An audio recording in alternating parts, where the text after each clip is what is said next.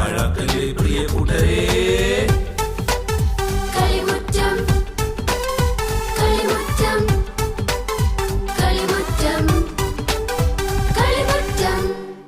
എല്ലാ കൊച്ചു കൂട്ടുകാർക്കും കളിമുറ്റത്തിന്റെ ഇന്നത്തെ എപ്പിസോഡിലേക്ക് സ്വാഗതം. ഹായ് ജീനിയ. ഹായ് ഡെമലിയ. എങ്ങനെയുണ്ടായിരുന്നു ഈസ്റ്റർ ഒക്കെ? നല്ലതായിരുന്നോ? നല്ലതായിരുന്നു. ഞാൻ റിലേറ്റീവ്സിനെയും ഫ്രണ്ട്സിനെയും ഒക്കെ വീട്ടിൽ വിളിച്ചു. ഞാൻ അമ്മ വീട്ടിലും പോയി. ഡെമിലിയയുടെ ഈസ്റ്റർ എങ്ങനെ ഉണ്ടായിരുന്നു? ഞാനും കസിൻസിന്റെ വീട്ടിൽ പോയി കളിച്ചു, ഫുഡ് കഴിച്ചു. നല്ല രസമായിരുന്നു. കൂട്ടുകാരെ, എങ്ങനെയുണ്ടായിരുന്നു നിങ്ങളുടെ ഈസ്റ്റർ? പാതിര കുർബാനയ്ക്കൊക്കെ പോയോ? ഡെമിലിയ, നീ പാതിര കുർബാനയ്ക്ക് പോയോ? ഞാൻ പോയിട്ടുണ്ടായിരുന്നു. ജീനിയോ? ഞാൻ പോയായിരുന്നു. നല്ല തണുപ്പായിരുന്നല്ലേ? ഈശോയുടെ ഉദ്ധാനത്തിന്റെ ദൃശ്യാവിഷ്കാരം നിങ്ങളുടെ പള്ളിയിലൊക്കെ ഉണ്ടായോ? ഇല്ല, ഞങ്ങളുടെ പള്ളിയിൽ ഉണ്ടായിരുന്നില്ല. നിങ്ങളുടെ പള്ളിയിൽ ഉണ്ടായിരുന്നോ? ഞങ്ങളുടെ പള്ളിയിൽ ഉണ്ടായിരുന്നു. അത് ഈശോ കല്ലറയിൽ നിന്ന് ഉയർന്നു വരുന്നത് കാണാൻ നല്ല രസമുണ്ടായിരുന്നു. ആ സമയത്ത് പെട്ടെന്ന് പടക്കം പൊട്ടിച്ചപ്പോ ഞാൻ പേടിച്ചു പോയി. പിന്നെ വേറെ എന്തെങ്കിലും ഉണ്ടായിരുന്നോ നിങ്ങളുടെ പള്ളിയില്? ഞങ്ങൾക്ക് ബൈബിൾ വചനം എഴുതിയ ഈസ്റ്റർ എഗും ഞങ്ങൾക്ക് കിട്ടി. അത് കൊള്ളാലോ. ഞങ്ങളുടെ പള്ളിയിൽ അതൊന്നുമില്ല. എങ്കിൽ നമുക്ക് കളിമുറ്റത്തിന്റെ ആദ്യത്തെ സെഗ്മെന്റ് എന്താണെന്ന് നോക്കിയാലോ ജീനിയ? ഓക്കെ ഡെമിലിയ.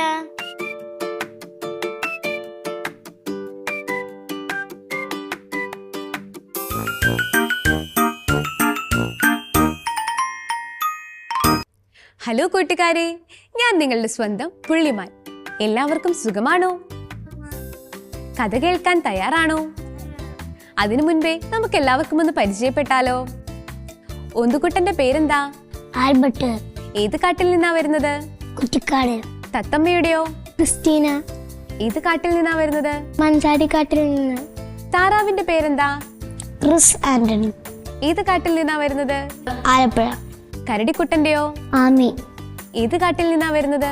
കുറുപ്പമ്പടി. നമുക്ക് കഥ കേട്ടാലോ? ഇന്ന് ഏത് കഥയാ കേൾക്കണ്ടേ?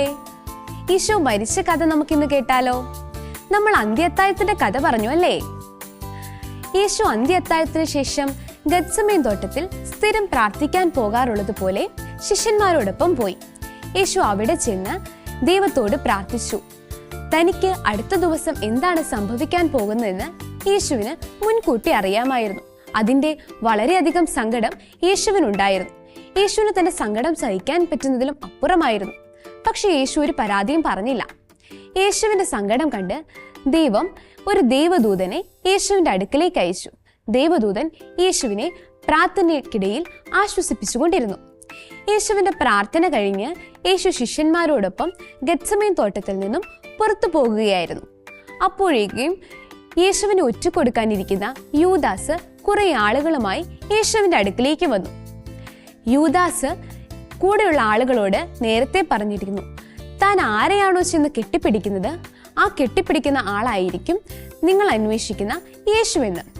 യൂദാസ് യേശുവിനെ കണ്ടതും യേശുവിനെ ചെന്ന് കെട്ടിപ്പിടിച്ചു. അപ്പോൾ ആളുകൾക്ക് മനസ്സിലായി, ഇതാണ് നമ്മളെല്ലാം അന്വേഷിക്കുന്ന യേശുവെന്ന്. പിന്നീട് എന്താ സംഭവിച്ചത്? ഉടനെ തന്നെ യേശുവിനെ പിടിച്ചുകൊണ്ട് അവർ പോയി.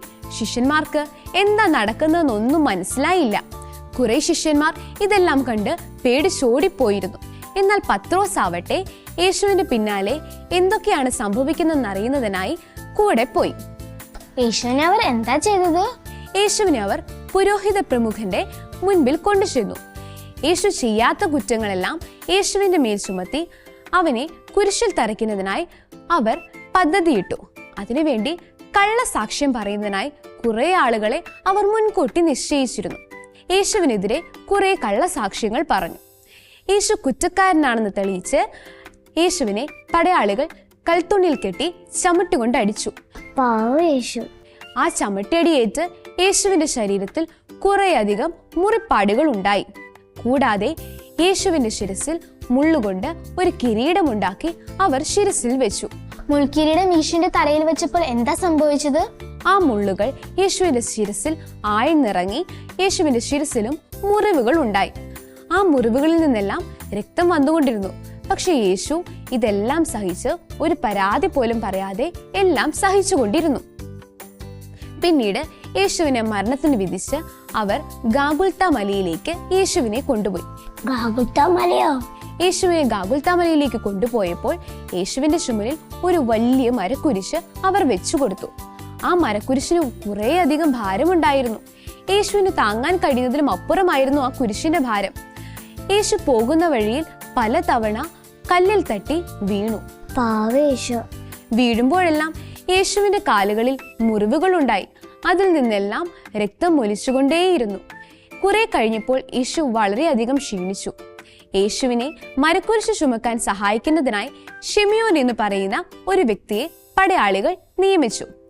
ഷിമിയോൻ യേശുവിനെ കുരിശ് ചുമക്കുന്നതിനായി സഹായിച്ചു. യേശുവിനെ സ്നേഹിച്ചിരുന്ന കുറെ സ്ത്രീകളും മാതാവുമെല്ലാം യേശുവിന്റെ ഈ കഷ്ടപ്പാട് കണ്ട് വളരെയധികം സങ്കടപ്പെട്ടു. എന്നാൽ യേശു തന്റെ സങ്കടവും വിഷമവും വേദനകളും മറന്ന് അവരെ ആശ്വസിപ്പിച്ചുകൊണ്ടിരുന്നു. അങ്ങനെ യേശു കുരിശ് ചുമന്ന് ഗാഗുൽത്താ മലയിലെത്തി. ഗാഗുൽത്താ മലയിലെത്തിയപ്പോൾ യേശുവിനെ അവർ കുരിശിൽ കിടത്തി തന്റെ കാലുകളിലും കൈകളിലും ആണികൾ തറച്ചു. എന്നിട്ട് യേശുവിന്റെ തലയുടെ മുകളിലായി യൂദന്മാരുടെ രാജാവായ നസ്രായനായ യേശു എന്ന് അവർ എഴുതി വെച്ചു. യേശുവിനെ കുരിശിൽ തറച്ച് രണ്ട് സൈഡിലും ഓരോ കള്ളന്മാരെ വീതവും അവർ കുരിശിൽ തറച്ചു. യേശുവിന്റെ സങ്കടവും വേദനകളും കണ്ട് കുറേയധികം പടയാളികൾ യേശുവിനെ പരിഹസിച്ചു കൊണ്ടിരുന്നു. യേശുവിനെ സ്നേഹിക്കുന്ന കുറെ സ്ത്രീകളും മാതാവും ശിഷ്യനുമെല്ലാം യേശുവിന്റെ കുരിശിന്റെ കീഴിൽ നിന്ന് സങ്കടപ്പെടുന്നുണ്ടായിരുന്നു. യേശു തന്റെ വേദനയെല്ലാം മറന്ന് അവരെ ആശ്വസിപ്പിച്ചുകൊണ്ടിരുന്നു. യേശു മരിക്കുന്ന സമയമായെന്ന് യേശു തിരിച്ചറിഞ്ഞു. അപ്പോൾ യേശു സ്വർഗത്തിലേക്ക് കണ്ണുകൾ ഉയർത്തി ദൈവത്തോട് ഇങ്ങനെ പ്രാർത്ഥിച്ചു: എന്റെ ആത്മാവിനെ ഞാൻ നിന്റെ കരങ്ങളിൽ സമർപ്പിക്കുന്നുവെന്ന്. എന്നിട്ട് അവസാനം യേശു എല്ലാം പൂർത്തിയായി എന്നും പറഞ്ഞുകൊണ്ട് കണ്ണുകൾ അടച്ചു. ആ സമയം ഭൂമി മുഴുവൻ ഇരുണ്ടുപോയി. ഭൂമി കുലുങ്ങി. വളരെയധികം പേടിപ്പെടുത്തുന്ന കുറെ ശബ്ദങ്ങളും കേട്ടു. അങ്ങനെ യേശു കുരിശിൽ കിടന്ന് മരിച്ചു. യേശു മരിച്ചെന്ന് ഉറപ്പായപ്പോൾ പടയാളികൾ യേശുവിനെ കുരിശിൽ നിന്ന് ഇറക്കി. മാതാവും ശിഷ്യനും യേശുവിനെ സ്നേഹിക്കുന്ന സ്ത്രീകൾ എല്ലാവരും ഗാഗുൽത്താ മലയ്ക്ക് അടുത്തുള്ള ആരും ഉപയോഗിക്കാതെ കിടന്നിരുന്ന ഒരു കല്ലറയിൽ ഈശോയെ അടക്കുകയും ചെയ്തു. ഈ കഥ എല്ലാവർക്കും മനസ്സിലായോ? ഈശോ എങ്ങനെയാണ് മരിച്ചതെന്ന് മനസ്സിലായോ? എങ്കിൽ അടുത്ത ആഴ്ച നിങ്ങളുടെ ഈ പുള്ളിമാൻ മറ്റൊരു കഥയുമായി വരാൻ കേട്ടോ. കഥ കേൾക്കാൻ നിങ്ങളും വരില്ലേ? കൂട്ടുകാരെ, ഇന്ന് പുള്ളിമാനെയും കൂട്ടരെയും കാണാൻ നല്ല രസമുണ്ടായിരുന്നല്ലേ? അതേ ഡെമിലിയ, ഇന്ന് പുളിമാൻ പറഞ്ഞ കഥ നല്ല മെസ്സേജ് ഉള്ളതായിരുന്നില്ലേ? എനിക്ക് നന്നായിട്ട് ഇഷ്ടമായി. എനിക്കും നന്നായിട്ട് ഇഷ്ടമായി. എങ്കിൽ ഞാൻ ഇനി ഒരു കുസൃതി ചോദ്യം ചോദിക്കട്ടെ? ചോദിച്ചോ. പേരിൽ പകുതിയുള്ള പർവ്വതം ഏതാണ്? തരാമോ? അത് പകുതി എന്ന അർത്ഥം വരുന്ന വാക്ക് വെച്ചാണ് തുടങ്ങുന്നത്. ഓ, എനിക്ക് അതിന്റെ ഉത്തരം കിട്ടിയില്ല. ഒന്ന് പറയാമോ ആൻസർ? അരരാത്ത് എന്നാണ് അതിന്റെ ആൻസർ. ഓ, അത് ബൈബിളിലത്തെ പർവ്വതത്തിന്റെ പേരാണല്ലേ. ഇപ്പൊ എനിക്കത് പിടികിട്ടി. എങ്കിൽ നമുക്ക് ഇന്നത്തെ അന്നമോളുടെ സംശയം എന്താണെന്ന് നോക്കിയാലോ? നോക്കാലോ.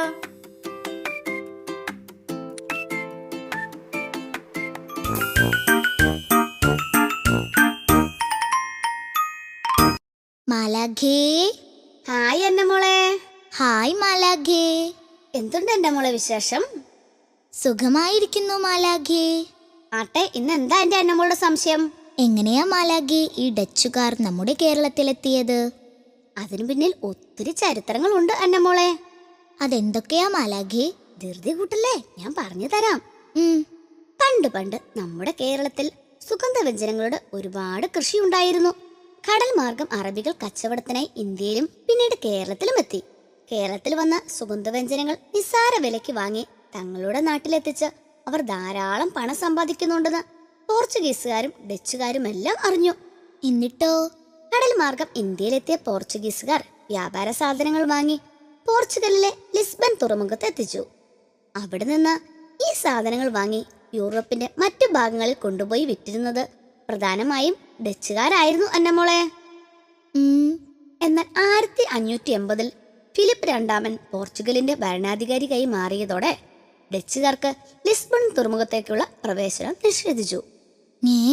അങ്ങനെ വന്നപ്പോൾ ഡച്ചുകാർ ഇന്ത്യയുമായി നേരിട്ട് വ്യാപാര ബന്ധം സ്ഥാപിക്കാൻ ശ്രമിച്ചു. ഡച്ചു സഞ്ചാരിയായ ഇൻഷോട്ടനിൽ നിന്നാണ് അവർക്ക് ഇന്ത്യയിലെത്താൻ ആവശ്യമായ വിവരങ്ങൾ ലഭിച്ചത്. അങ്ങനെ 1595 ഡച്ച് ഈസ്റ്റ് ഇന്ത്യ കമ്പനി എന്ന വ്യാപാര സ്ഥാപനം നിലവിൽ വന്നു. അവർ ക്യാപ്റ്റൻ വാൻ ഹൗട്ട്മാന്റെ നേതൃത്വത്തിൽ കിഴക്കൻ രാജ്യങ്ങളിലെത്തി അവിടെയൊക്കെ ഒട്ടേറെ വ്യാപാര സംഘങ്ങൾ ഉണ്ടാക്കി. അങ്ങനെ 1602 ഡച്ച് ഗവൺമെന്റ് ഈ സംഘടനകളെല്ലാം കൂട്ടിയോജിപ്പിച്ച് ഒരു വ്യാപാര സംഘടന ഉണ്ടാക്കി. യുണൈറ്റഡ് ഈസ്റ്റ് ഇന്ത്യ കമ്പനി അഥവാ വിവോസി എന്നായിരുന്നു ആ സംഘടനയുടെ പേര്. യുണൈറ്റഡ് ഈസ്റ്റ് ഇന്ത്യ കമ്പനി കേരളത്തിൽ എന്താണ് മാലാഖയെ ചെയ്തത്? അക്കാലത്ത് കേരളത്തിൽ ഉണ്ടായിരുന്ന പോർച്ചുഗീസുകാരുടെ ക്രൂരതയും അഹങ്കാരവും കാരണം ജനങ്ങളെ രാജാക്കന്മാരും പോർച്ചുഗീസുകാരെ വെറുത്തു കഴിയുകയായിരുന്നു. മാത്രമല്ല പോർച്ചുഗീസുകാരുടെ ശക്തിയും ക്ഷയിച്ചുകൊണ്ടിരിക്കുകയായിരുന്നു. ആ സാഹചര്യത്തിലേക്കാണ് ഡച്ചുകാർ കപ്പലിറങ്ങിയത്. ഡച്ചുകാരെ കൂട്ടുപിടിച്ച് പോർച്ചുഗീസുകാരെ കേരളത്തിൽ നിന്ന് ഓടിക്കാൻ കോഴിക്കോട്ടെ സാമൂതിരി തീരുമാനിച്ചു. അങ്ങനെ 1604 ഡച്ചുകാരും സാമൂതിരിയുമായി ഉടമ്പടി വെച്ചു. തുടർന്ന് പോർച്ചുഗീസ് കേന്ദ്രങ്ങളെല്ലാം ഡച്ചുകാർ ആക്രമിക്കാൻ തുടങ്ങി. എന്നിട്ട് എന്താ സംഭവിച്ചേ? വർഷങ്ങൾ നീണ്ട പരിശ്രമങ്ങൾക്കൊടുവിൽ 1658 പോർച്ചുഗീസുകാരെ ഡച്ചുകാർ ശ്രീലങ്കയിൽ നിന്നും ഇന്ത്യയിൽ നിന്നും തുരത്തി ഓടിച്ചു. അങ്ങനെ 1658 അക്കാലത്തെ ദക്ഷിണേന്ത്യയിലെ പോർച്ചുഗീസുകാരുടെ പ്രധാന താവളമായിരുന്ന നാഗപട്ടണം ഡച്ചുകാർ പ്രധാന കച്ചവട കേന്ദ്രമാക്കി മാറ്റി. കേരളത്തിലെ രാജാക്കന്മാരുമായി നല്ല ബന്ധം ആയിരുന്നു അക്കാലത്ത് ഡച്ചുകാർക്ക് ഉണ്ടായിരുന്നത്. അത് പിന്നെ മാറിയോ മാലാഖേ? വെയിറ്റ് ചെയ്ത് അന്നമോളെ, പറയാൻ ഞാൻ. ഓക്കെ. 1683 കൊച്ചിയിലെ ഡച്ച് മേധാവിയായി ഹെൻറിക് വാൻ റീഡ് നിയമിതനായി. കച്ചവടം എന്നതിനേക്കാൾ ഉപരിയായി രാഷ്ട്രീയമായ ചില ലക്ഷ്യങ്ങൾ കൂടി വാൻ റീഡിന് ഉണ്ടായിരുന്നു. ആണോ? അതെന്തായിരുന്നു മാലാഖേ? ആദ്യം തന്നെ കൊച്ചി രാജാവിന്റെ അധികാരങ്ങൾ കവർന്നെടുത്തു. അദ്ദേഹത്തെ പിന്നീട് ഡച്ച് കമ്പനിയുടെ ഒരു പാവ മാത്രമാക്കി മാറ്റി.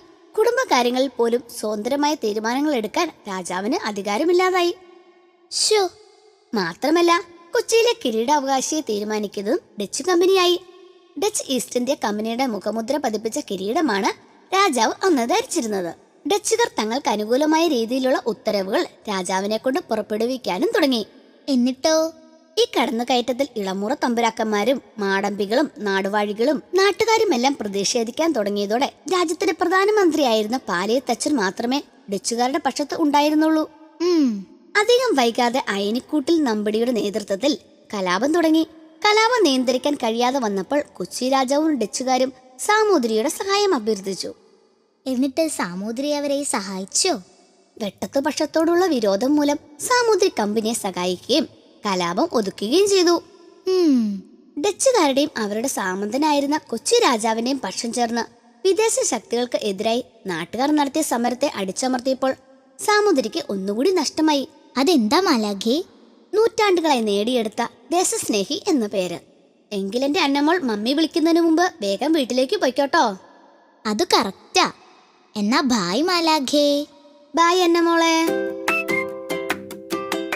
ഈ അന്നമോൾക്ക് എന്തോരം സംശയങ്ങളാണല്ലേ. ശരിയാ, അന്നമോളുടെ സംശയം കാരണം നമുക്ക് കുറെ കാര്യങ്ങൾ അറിയാൻ സാധിക്കുന്നുണ്ട്. ഡെമിലിയ പറഞ്ഞത് ശരിയാ.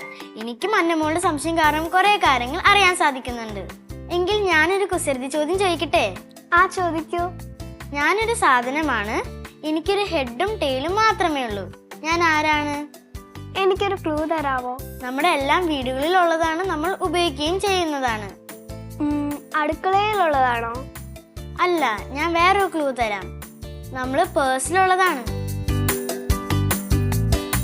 കോയിനാണോ? ആ, ഡെമിലിയ പറഞ്ഞത് ആൻസർ കറക്റ്റ് ആണ്. എങ്കിൽ നമുക്ക് കളിമുറ്റത്തിന്റെ സെഗ്മെന്റ് എന്താണെന്ന് നോക്കിയാലോ ജീനിയ? ഓക്കെ ഡെമിലിയ.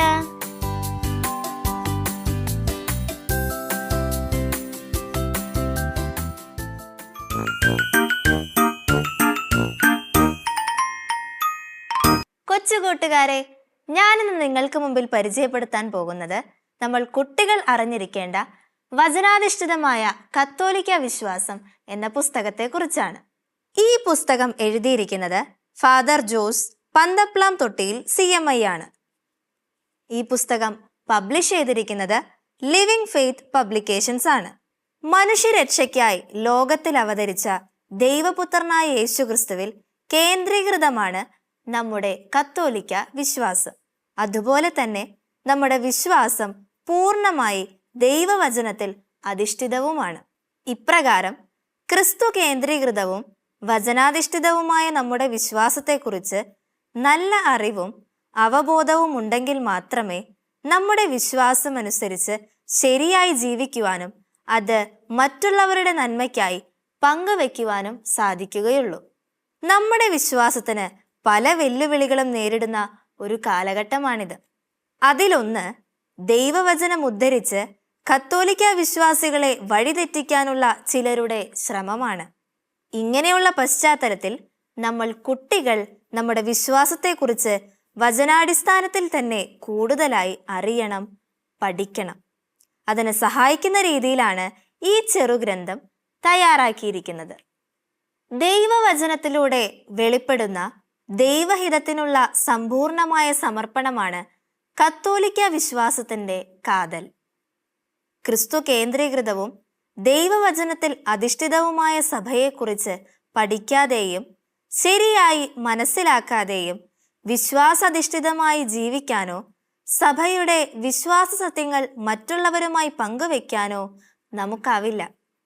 ശരിയായ അറിവിന്റെ അഭാവം അബദ്ധ പ്രബോധനങ്ങളെ സ്വീകരിക്കാൻ കാരണമായെന്നും വരാം.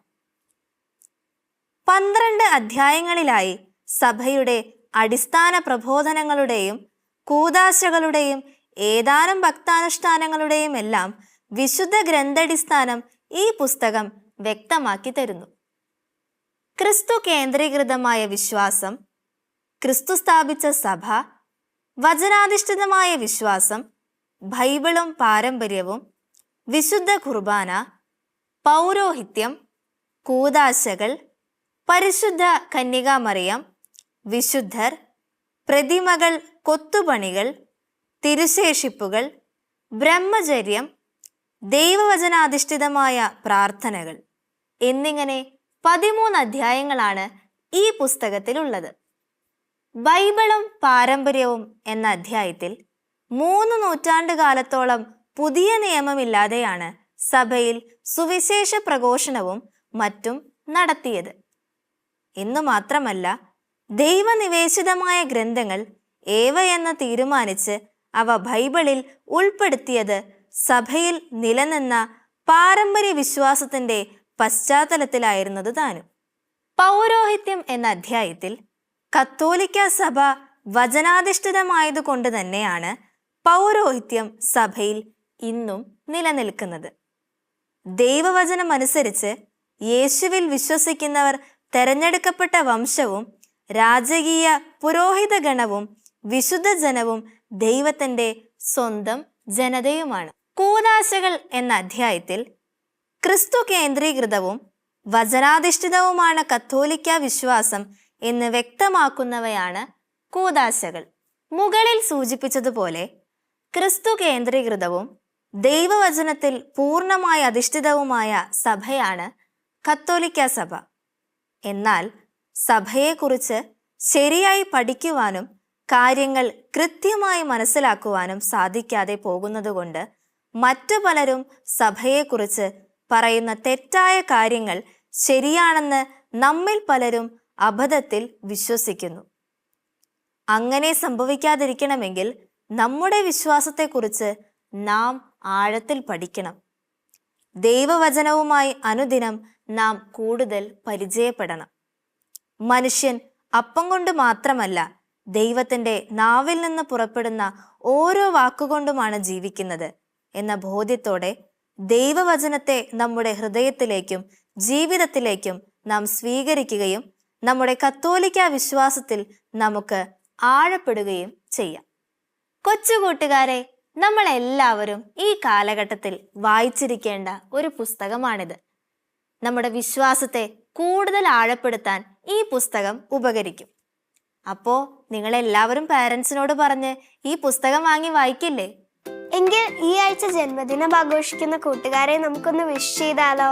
ഈ ആഴ്ച ജന്മദിനം ആഘോഷിക്കുന്ന എല്ലാ കൊച്ചു കൂട്ടുകാർക്കും ഞങ്ങളുടെ വക 1000 ജന്മദിന ആശംസകൾ.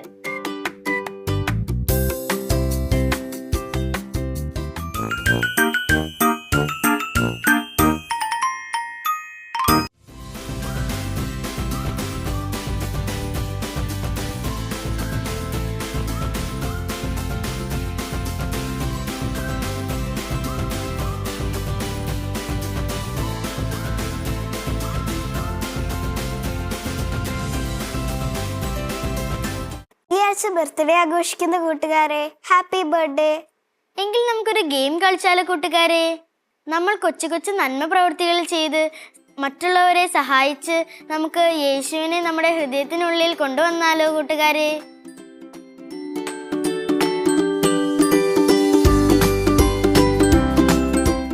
ഡെമിലിയ, എന്ന് നമുക്കിത് സ്റ്റാർട്ട് ചെയ്താലോ? ഓക്കെ. ഇതാണ് നമ്മുടെ ഈശോ, ഇതാണ് നമ്മുടെ ഹൃദയം. ഈ ബോളാകുന്ന ഈശോയെ നമ്മുടെ വളയായ ഹൃദയത്തിലേക്ക് കൊണ്ടുവരാം. സ്റ്റാർട്ട് ചെയ്താലോ? ഓക്കെ.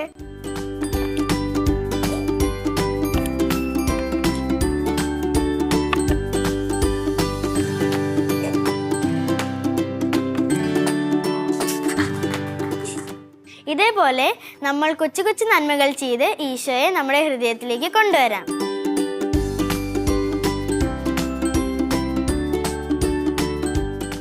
എങ്കിൽ നമുക്ക് കളിമുറ്റത്തിന്റെ സെഗ്മെന്റ് എന്താണെന്ന് നോക്കിയാലോ ജീനിയ?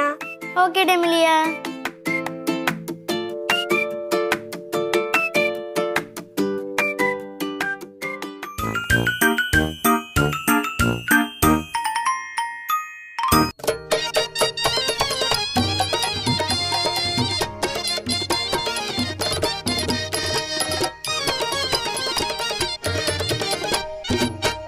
വാമാ, സ്വർഗരാജ്യ കഥ കേട്ട് വരപ്പോറ നന്മ ചെയ്യാം. വാമാ വാമാ.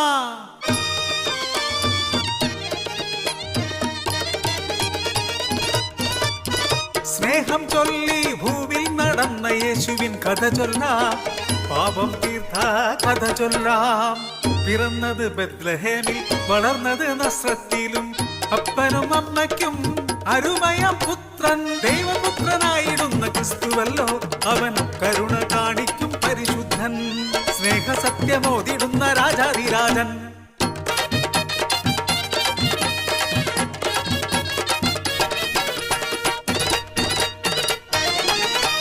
ജെറുസലേം പള്ളിയിൽ പ്രസംഗ മഹോത്സവം, യഹൂദരൊത്ത് ചേരുന്ന തിരുനാൾ ദിനം. ബലിയർപ്പണം, പിന്നെ സ്തോത്രഗീതം. കൂട്ടരൊത്ത് സ്തുതികൾ പാടും തിരുനാളിന്ന്. ബാലനായ യേശുവൊത്ത് അമ്മയായ മേരിയൊത്ത്, ജോസഫാകും താതനുമായി പടിയിറങ്ങി. തിരുനാൾ കൂടാനെത്തി യേശു മുന്നേ നടന്നു. തൻ മകനെ കാണാനെത്തി മനമല്ലാതാകുന്നേ.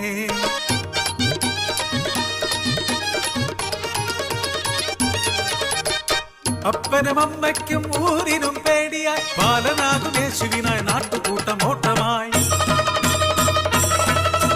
ദൈവപുത്രൻ തർക്കത്തിൽ അന്നേരം ന്യായങ്ങൾ ചൊല്ലിക്കൊണ്ട് ന്യായാധിപന്മാർ. ദിവസങ്ങൾ 3 കഴിഞ്ഞു, പോയവർ തിരികെ വന്നതില്ല. പാപലേശമില്ലാതെ പിറന്നൊര കൺമണി. രാരീരം രാരീരം രാരോ, രാരീരം രാരീരം രാരോ.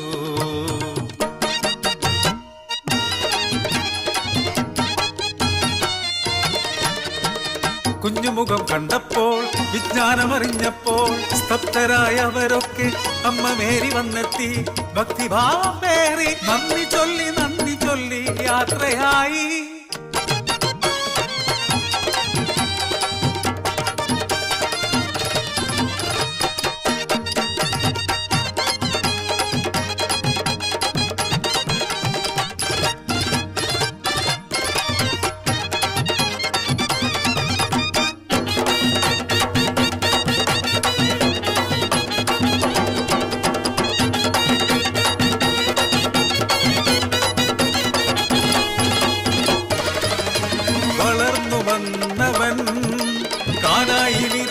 അത്ഭുതം ചെയ്തു, അന്ധന കാഴ്ച നൽകി.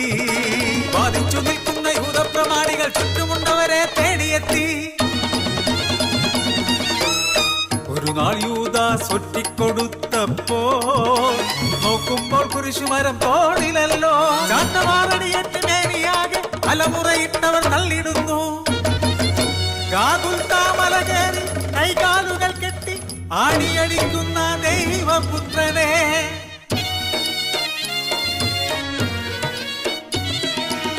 കല്ലുപോലായില്ലേ തല്ലിയുടച്ച പോലെയാ ദൈവപുത്രൻ. പിലാത്തോസ് വന്നെത്തി കുരിശിൽ ലിഖിതമായി എഴുതി വെച്ചവൻ ശീർഷകമായി യഹൂദന്മാരുടെ രാജാവായ നസ്രയക്കാരൻ യേശു. ലോകപാപങ്ങൾ എല്ലാം പൊറുക്കാൻ കുരിശത് രക്ഷയായി വന്നു ഭവിച്ചു. പാപിയെ കൈപ്പിടിക്കാൻ കൊതിച്ചതിൻ കൂലീതോ. ദൈവത്തിൻ സ്വരം കേട്ട് മനതിങ്കൽ ഉണ്ടായി വരേണം ദൈവകൃപ. നമ്മൾ തൻ മോഹങ്ങളും സ്വപ്നങ്ങളുമെല്ലാം യേശുവാം നാഥന്റെ ബലിയോടു ചേർക്കൂ. ശക്തിയും മോദവും നമ്മിലും വന്നിടും. മനുഷ്യനു പുതിയൊരു സൃഷ്ടിയാകും. ദൈവ സ്നേഹത്തിന്റെ പാഠമിത്. ആകേണം നാം എല്ലാം ആ വിധത്തിൽ. ആകേണം നാം എല്ലാം ആ വിധത്തിൽ. കൂട്ടുകാരെ, ഈ ആഴ്ച കളിമുറ്റത്തിലേക്ക് പടങ്ങൾ വരച്ച് അയച്ചു തന്നിരിക്കുന്നത് ആരൊക്കെയാണെന്ന് നമുക്കൊന്ന് നോക്കിയാലോ.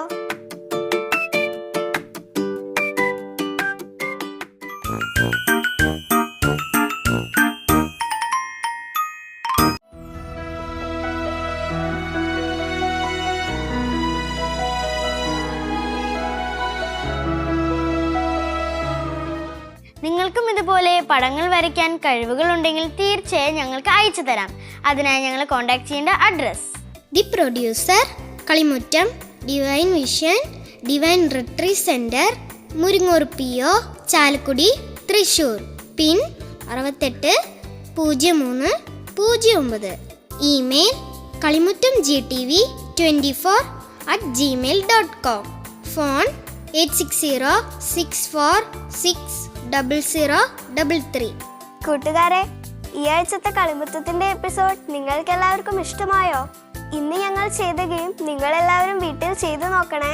അടുത്ത ആഴ്ച ഇതിനും നല്ലൊരു എപ്പിസോഡുമായി ഞങ്ങൾ വീണ്ടും വരുന്നതാണ്. Till then bye.